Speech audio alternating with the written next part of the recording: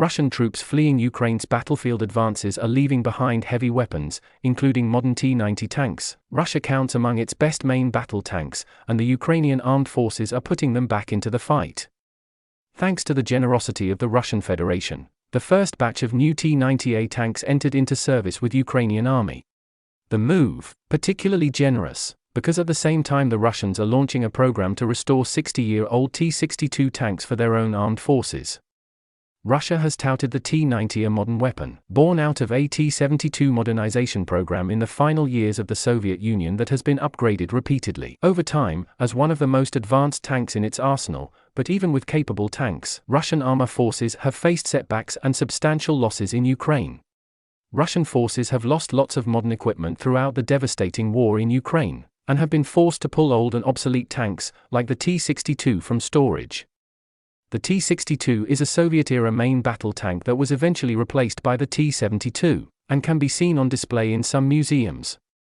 According to an open-source intelligence analysis by Oryx, Russia has lost over 7,000 vehicles and other forms of heavy weaponry, like artillery pieces and missile systems, since its forces invaded Ukraine in late February. This designation includes Russian equipment that's been destroyed, damaged, captured, or abandoned. More specifically, Russia has lost over 1,320 tanks, of which over 500 have been captured or abandoned. Losses include nearly 30 T-90A and T-90M tanks. Some observers have speculated that capture of the T-90M, which is an upgraded version of the T-90A, could help provide Ukraine and NATO countries with valuable insight into Russia's advanced military technology, which Russian President Vladimir Putin would probably have preferred to remain in Russian hands. Tanks aren't the only weapons that Russian forces are leaving behind in the face of Ukrainian advances. Moscow's troops have abandoned mountains of high-value weaponry, overwhelming Ukraine's ability to handle it all. And on top of what Ukrainian forces have recovered from Russian troops, Kiev also continues to enjoy military assistance and security packages from Western countries, much to the dismay of the Kremlin, which continues to threaten against the support. The Russian military's inability to destroy some of its vehicles, or heavy weaponry when its forces retreat, is another sign of dysfunction on the battlefield, and seems to suggest that there's either little to no procedures in place or that they had to flee quickly, and didn't have time to neutralize the equipment. The retreat of Russian forces from key positions has been a relatively common theme since early September, when Ukrainian forces launched counteroffensives along the war's eastern and southern fronts.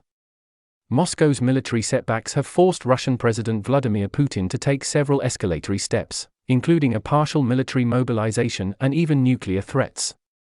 The past few days have been particularly turbulent, as Russian forces launched several missile and suicide drone attacks on targets across Ukraine, including cities far from the front lines. The US and its NATO allies are now rushing to provide Ukraine with air defense systems. Ukraine is not asking for soldiers from any other country. The Ukrainians are willing to fight for themselves.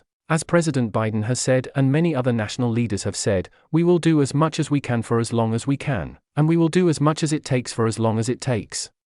That's the end of this video. I hope you enjoyed it. Make sure to subscribe to this channel, so you don't miss any of our new content. Thanks for watching and see you next time.